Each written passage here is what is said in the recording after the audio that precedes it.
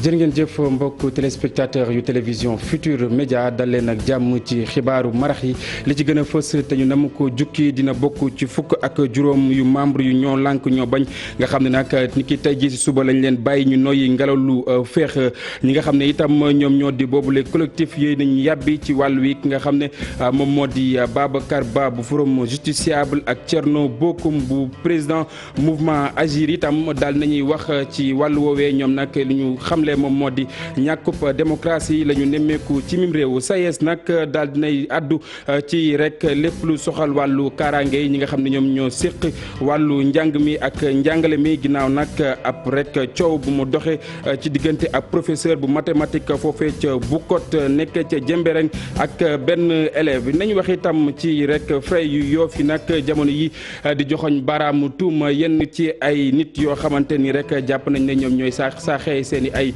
rek suuf ginnaaw rek coow la nga xam ne moom moo amoon ci cité bu Tobago nañu àddu itam mbokk yi ci li nga xam ne rek moom moo di doxu nemmeeku bi nga xam ne télévision Futur Média wala groupe Futur Média amaloon na ko ci kër xalifa bu Omarienne moom moomee sax nag xam ne ni na tekk bépp matuwaay boo mën a tax rek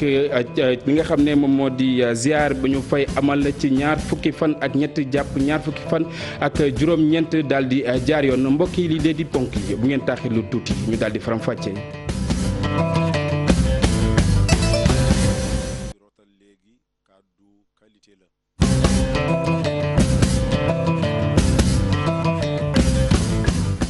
asalaamaaleykum mbokk téléspectateur yu télévision Futur Média ni ñu leen ko junjee woon ci bopp xibaar yi noonu la ñu koy dooree fukk ak juróom yu membre yu ñoo lànk ñoo bañ nag niki tey ji si suba daan nañ leen di bàyyi ñu noyyi ngelaw lu féex boobule collectif nag moom moo doon janoo ak way taskatu xibaar yi daal di rek addu ci wàll wi ñoom ñooñee nag jamono yi taxaw nañ temb ngir rek amal bépp matuwaay boo xamante ni dina mën a tax seen ab xeex ñu daal di koy gañee naka noonu itam ñu sàkku ci askan wi ñu daal di rek dem jàppale nga xam ne moom moo di Guy Marius Sagna nga xam ne rek ni ki ëllëg na taxaw ci kanamu yoon ngir rek ñu daal di koy bàyyi mu noy ngelaw lu féex dañ ciy ànd ak Fatima Touré.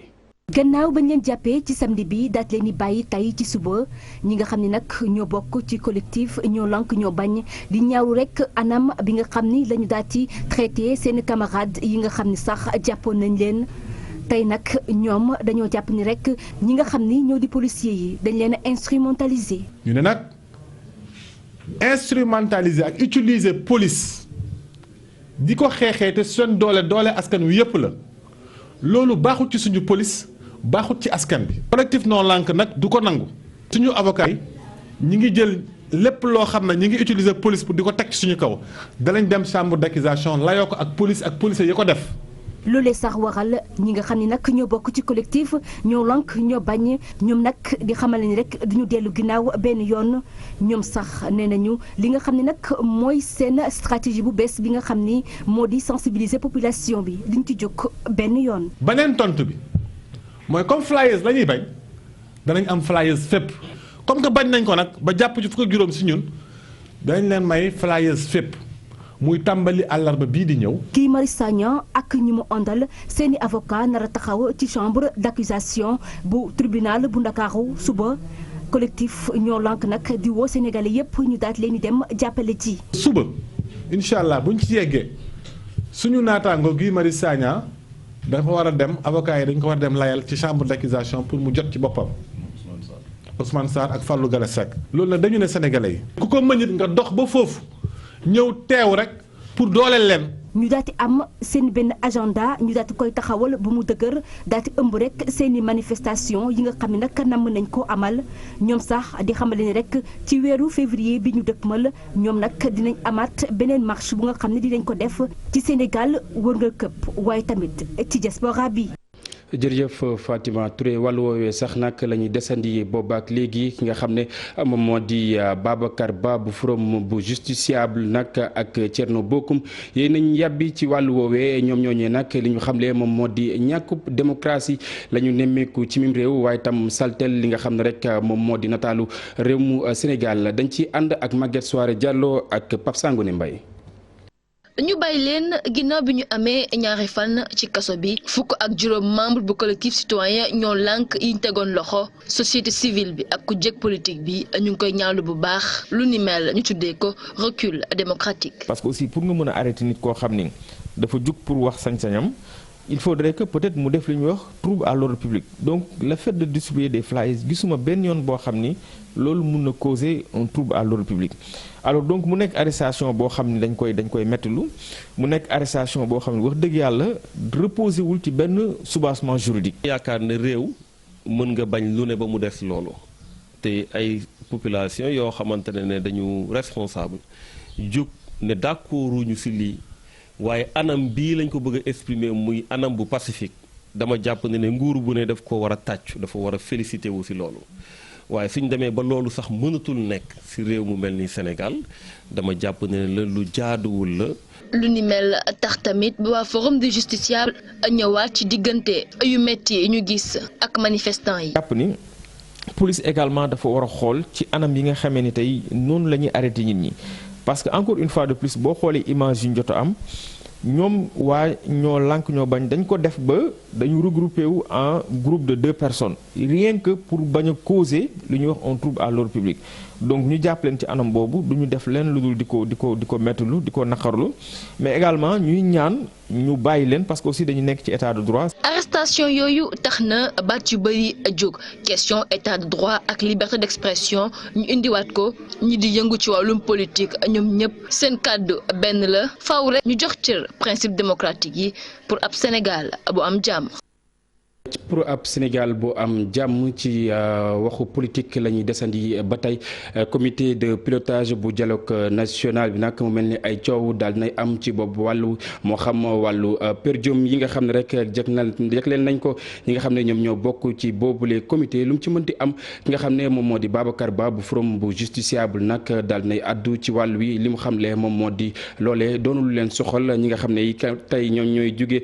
ci rek dëkkaat yi nga xam ne ñoom ñoo nekk ci réew bu Sénégal te amuñu ay ndaamaar loolee bokk na ci li nga xam ne moom moo ko gën a métti dañ koy teewlu ci micro Maguette Soare Diallo. mbirum per diem mi ak mbirum restauration bi question la nekk na ay question yoo xam dañ ko fa agité effectivement donc bu ñu waxante dëgg rek nekk na ay question yoo xam dañ ko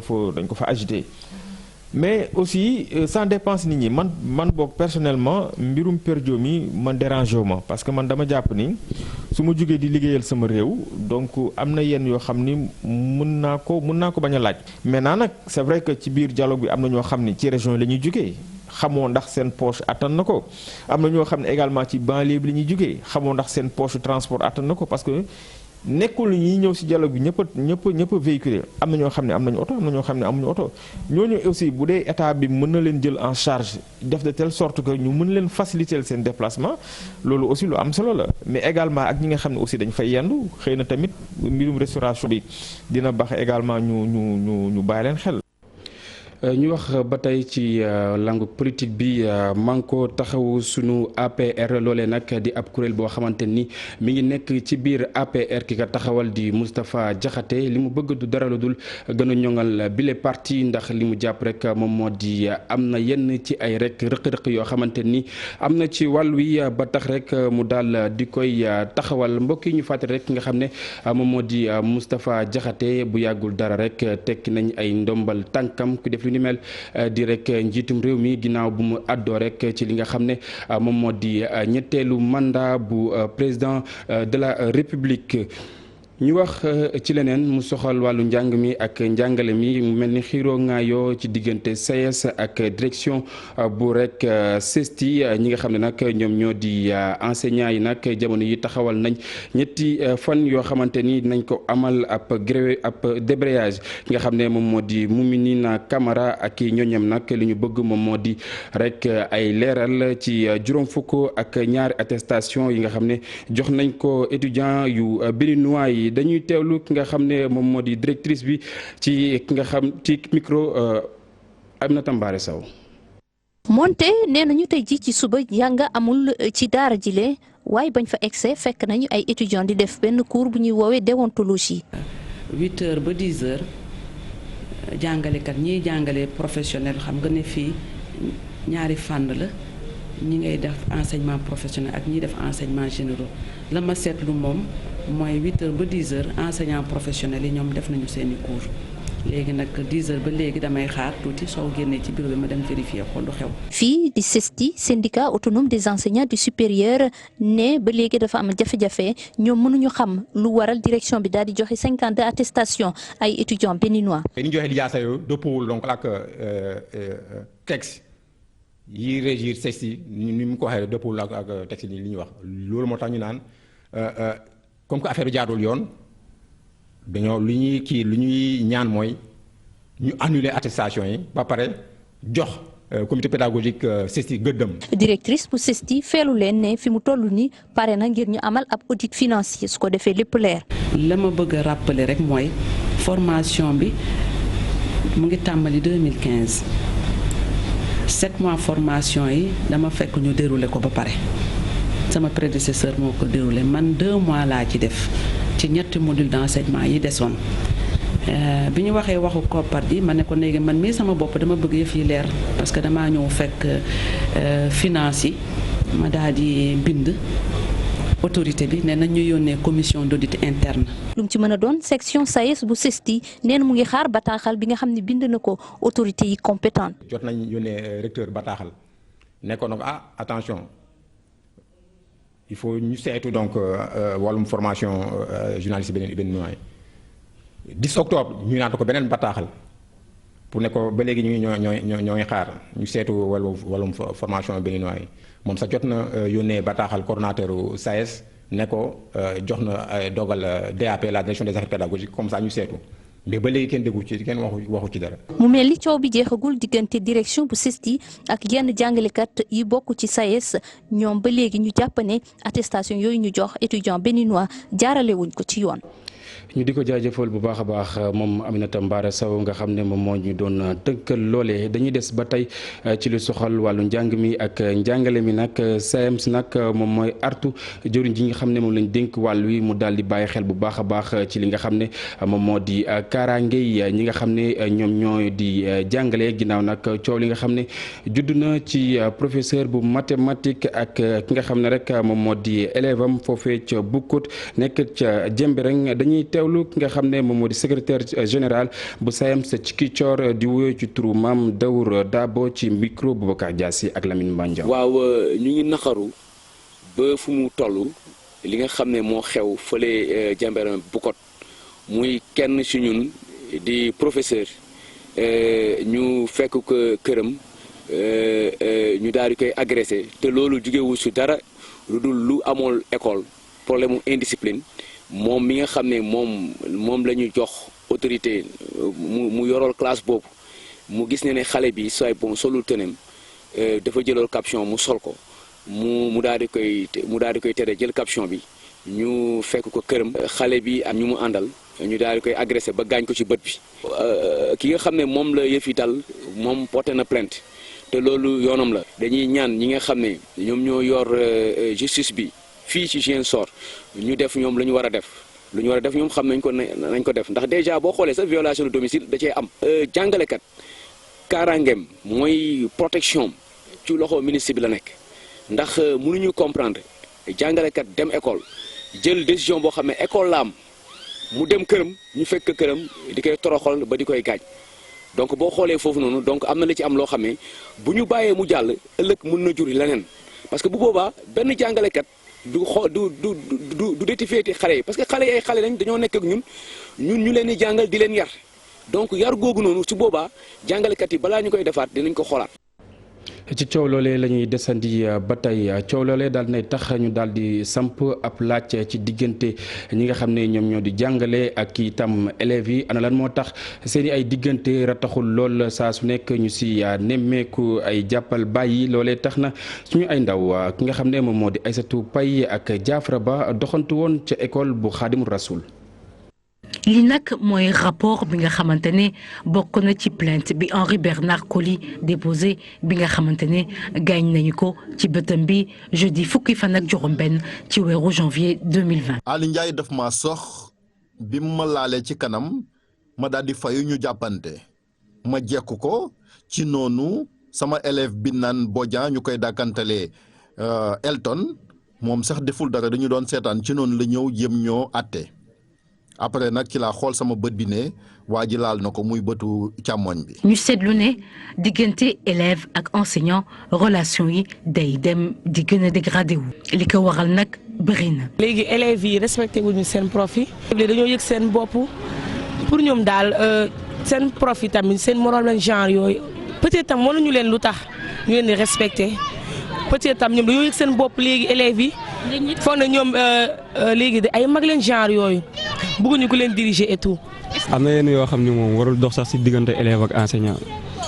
ba yenn yi di ci xew. ci coordonnateur bu étude école Khadimou Rassoul mu gis ne mbir yi yomb na lool. que mu nekk diggante kuy sàkku xam-xam ak taalibe. dañ ko jox élèves yi daañu demander les professeurs d'histoire et de géographie dans les différentes classes ñoom ñu assurer commentaire bi. établissement scolaire yi nag ñu faral di fa gis ay drame yu bëri yenn saa yi diggante élèves ak enseignants yenn saa yi sax diggante élèves yi ci seen bopp ñuy fàttaliku Cheikh Oumar Diop mi nekkoon ci classe de 5e Simbanding Balante foofule ba nga xamante ne door nañ ko benn coup à la tête. jërëjëf Aminata ki nga xam ne moom moo di Aïssatou Paye Fall ngeen baal ma ñu wax ci beneen coow di rek cité Tobago ñi nga xam ne ñoom ñoo di Frey Yoff nag daal di jël wàllu woowee daal di koy def seen i yëf yi bopp ñoom ñooñee sax nag ñu ngi ñaawlu bu baax a baax listu yees bi nga xam ne rek daal nañ koy amalaat te li ñu xamle moom moo di téeméer boo jël juróom fukki ak juróom nag damuñu li nga xam ne moom moo di seen i ay ndàmpaay ba taxoon rek ni ki tey ji ñu janoo woon ak way taskatu xibaar yi Pape Fara Ñing ak Modou Diop ñoom ñoo fa teewoon. Frey Yoff yi ñëw nag jàppale ñi nga xam ne ñoo loru ca cité Tobago lañuy ñaawlu moo nekk yenn ci suuf yi nga xam ne nguur gi delloo nañ ko ñenn ci association bi daal di koy jël teg ci loxo leneen li ñuy ñaawlu moo nekk liste boo xam dañ ciy bind ñu ko yayoowul ñu def leen ci. Tobago dafa am ay impacté ñoo xam ne ñoom lañ fa tojoon seeni kër bi ñu doxee lépp ba gouvernement jot si gouvernement war a mën a régler loolu joxe ay suuf ñun baanu faloo léegi mat na ñeenti at kenn mësunoo dégg nu la waxi suuf ñun waa Frey Yoff c'est une première ñu ngeen doon dugg ci waxi suuf yi Yoff di ci wax li ñu si tax wax dëgg moo la dañ dul nangu sunuy doom sunuy jabar ak sunuy sët ñu wañ seeni loxo jël seen alal. daanaka genn wàll bi yëpp kenn fayu leen seen i koppar jamono ji moo tax nag ubbi nañ ci ay enquête ngir leeral mbir mi. mais nag ñi nga xamante ne dëkkuñu fi dañ ñëw di liggéey def ay petit miette am seen yëf ñu tabax ko ñu toj ko tey seen nu ñuy luwee jël lépp def ko seen poos jox ko seen i jabar seen i doom seen i jarbaat ak seen i dëkkandoo jaay ba pare nag jaay ko. waxuñu ma dara lu leer ba ni ma des ko su xëy convoqué ma waa des leer naa des ko bi convoqué ma confronté ma ak ñoom. Frey Yoff nag joxoñ nañu baaram tuuma ñenn ci promoteurs yi ne leen li nu mel yëpp ñoo ko indi. laa ci xam Daouda Mbengue mooy ancien président bi dégg nga Mbaye ak Sylla ak Touba Sylla mooy Touba Sylla ah. mais nag ñu ngi bëgg am njàqare si sunu xaar situation yaa ngi changé nit ñi ne woon du ñu porter plainte sax finalement sës nañu te ay gor lañu seen jaan wàcc na dañu dem ba xamatuñu fu ñu jëm ba ñuy fay ñeneen ñu fi am récemment bàyyi ñi nga xam ne ñoo fi jëkk am ak ñi fi ëppale woon loolu dañuy bëgg mu dimbali ñu si. fi mu toll nii nag ñi nga xam ne ñoom ñooy victimes yi ak Frey Yoff yi la ñu bëgg mooy waxtaan ngir am la ñu bëgg waaye dàq ñu nag def yeneen pexe bu dee li ñu bëgg saafarawul. juróom-ñaar ci ay dëkk yoo xamante ni ñu ngi nekk ci tundu Afrique rek ñoom ñoo daal di taxaw joxante loxo ngir rek daal di xeex garab yu bon yi nga xam ne rek day dugg ci dëkk yi nga xam ne moom moo di moom maître Massokhna Kane nag jiite li nga xam ne moom moo di SOS consommateur jàpp na ne loolee waxaat dong la ndax réew bu Sénégal nag daal na ci def ay jéego waaye askan wi tam daal ni ñuy joxe seen ab xalaat ci loolee dañ ci teelu reportage bu Maymuna Njaay ak Thierno ay njiitu réew yu fare ci UEMOA daal di toog xaatim ab déggoo boo xam ni dafay criminaliser lii ñu duppee trafic faux médicament garab yi nga xam ni baaxul. bu dee def nañu ko ñu ñañ ci jàpp te mu wóor ne ñooñu dañ koy def mu wóor ne ñooñu ci loolu la ñuy ne ci loolu la ñuy yëngu mu feeñ ne ab dëgg la kooku kuñ ci jàpp war nañ la tëj de sorte que mu corriger ñeneen ñi. ni ñu criminaliser viol. tout récemment comme ni ñu criminel comme par exemple bu ñu la jàppee benn juin yàmba dañ lay tëj tu risques d'être en prison pendant plusieurs années. De la même manière que je pense bien que état bu si taxawee carrément comme il le faut en tout cas ci principe bi dafa war a mën a nekk. kàddu yi ñu yëkkati bu ñu sukkandikoo ci maître Massokhna Kane moom njiital SOS consommateur amul dara lu fi bees. sommet boobu ak déclaration boobu du am njëriñ fii ak ay at peut-être te li gënoon simple pour état yooyu mooy ñu ñëwoon adhéré ci benn convention boo xam ne am na déjà sur le plan mondial. ñu koy wooyee convention Médicrime mënoon nañu déjà bokk ci convention pour mën a am jumtuwaay yooyu mais defuñu ko ñu bëgg a créer léegi lu bees mais lu bees loolu commencer par déclaration balaa déclaration bi di am effet ba di àgg fu ñu koy soxlaa àgg fi Médicrime àgg xëy na ay ati at lay doon donc loolu moo tax ñun amuñu ci yaakaar. garab yu tëj la lu bees sax 10 ans. ci atum 2019 ci misaal. douane bu réewu Sénégal jotoon naa saisir ay garab yu bari yoo xam ni dara baaxu ci maître Massokhna Kane bu ñu sukkandikoo ci moom nee na jot na fi mu ne nii suñu gouvernement bi daal di sàmmonteeg ak projet bi nga xam ni teg nañ ko fi ngir xeex garab yu baaxul yi ba faaw wante itam déclaration yi ñu koy jéem a jëmmal. jërëjëf Maymouna Ndiaye ñu wax ci leneen groupe Futur Média defaloon ab doxu nemmeeku ca xalif général bu rek omarien ngir rek daal di waajal ziara bi nga xam ne nañ ko amal ci ñaar fukki fan ak ñett jàpp ñaar fukki fan ak juróom ñaar bu ñu sukkandikoo ci ki nga xam ne rek moom moo di directeur général bi nag di Birane Ndour moom moomee nag taxaw na temb ngir rek daal di teg bépp matuwaay boo xamante ni day bàyyeekoo ci groupe Futur Média ngir boobule ziara gën a ñoŋ dañ ci teewlu Habib Faye ak Mardien. na mu ko baaxoo di def groupe Futur Média indi na njàppandalam xalif bi di Thierno Madani Tall ngir ziara gi mën a mucc ayib lépp la nga xam ne support d'information la bu groupe Futur Média dinañ ko jël jébbal leen ko. Thierno Futur Média moom yaa ko moom ndax say ñaan egsi na xam naa si lu bari ñëw naa fi guddi ñëw naa fi bëccëg. te mosuloo changé danga ñëw mos a taxaw di ñu ñaanal di ñu yedd di ñu teg ci yoon donc tey sa bés suñu bés la kenn mënuñu see ëppale. li ci gën di bees atum ren gi groupe Futur Média ci ñeent fukkeeli édition ziara gi quotidien d'information bi di l'Observateur dina bind ab kaye goo xam ne dina gën a xoolaat jaar-jaar ak mbindu Seydou Nourou Tall. tey ku xam àdduna bu ñu nekk jamono ji ñu nekk. dafa xaw a tëradi te loolu dañ koy teg ci àdduna bi ni muy doxee dafa gaaw ndax digital bi waaye yéen xam-xam bi leen yàlla may ak dal gi ak vision bi xëy na ak li fi maam yi bàyyi woon bu ci nit ñi sukkandikoo daañ ci gis njëriñ. xalif bi bég la def lool ci seetsi gi fàttali itam digganteem ak groupe bi laata rek muy tàll loxo yi di leen ñaanal. mu ne Futur Média qualité la lépp lu ñuy wax ci groupe Futur Média dafa war a nekk qualité kàddu yi ngeen fi rotal léegi kàddu qualité la xalifa bi nee na lépp luy jëmale réew mi kanam yéen a ngi ci xar seen tànk tubéy yàlla na yàlla yóbbu réew mi ca kanam. daanañ ko door ci ñaar fukki fan ak ñett ci weeru janvier jàpp ñaar fukki fan ak juróom-ñaar ziara omarienne gi atum ren gi thème bi di crise des valeurs ak déviance sociétale groupe Futur Média jëkkati ay matériel yu am solo ay basang ak yeneen bokk na ci tamit enveloppe bu dun jox ko xali ñu di ko jaajëfal bu baax a baax moom Habib Faye yéen itam naka noonu mbokk yi yéen ñi nga xam ne yéen doon rek taataan jotaayu xibaar yi les rédaction bi di leen jox di daje ci kanam tuuti Cheikh Tidiane Diawo dina fi teew ngir daal di faram-fàccee xibaar yi ci kàllaamay nasaraan lu mooy loolee itam dañ leen di bàyyi ak Pape Abdoulaye Der mu dikk ak yéen ci soir d'info.